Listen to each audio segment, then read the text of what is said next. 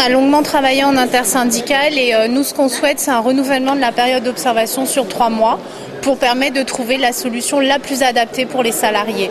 Parce que on a effectivement acquis qu'il semblerait que la RAS soit liquidée, mais nous, on ne tient pas à ce qu'elle soit liquidée avec poursuite d'activité parce que ça pose un certain nombre de questions sur la continuité des contrats de travail, sur la garantie que tous les salaires et les annexes aux salaires, frais de déplacement, intervacation chez les AD, etc., soient repris dans la nouvelle structure. Donc nous, aujourd'hui, ce qu'on va demander, c'est un renouvellement de la période d'observation sur 3 mois, avec effectivement une recherche de solutions sur les 3 mois à venir. Le personnel et certainement les bénéficiaires, nous on attend ce qu'il y ait des jalons sur notre route, des jalons non pas avec encore plus d'indécision, mais avec des certitudes si c'était possible.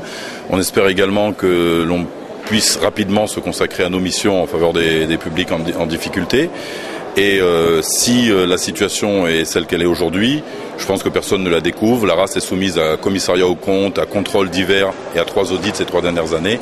Donc je pense que tous les acteurs du dossier ont en leur possession ce qui est notre situation actuelle. Il y a encore quelques jours, à Antoine-Nassimadader, il n'y avait pas du tout de solution, il y avait un problème de gestion clair.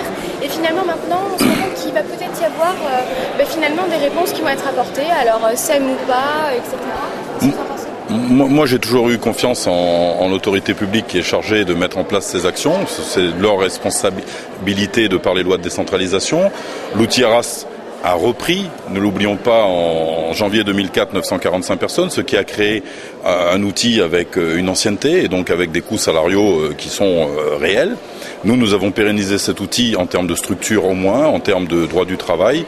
Aujourd'hui, je suis persuadé que ces décideurs trouveront une solution en adéquation avec leur mission et la nouvelle commande publique.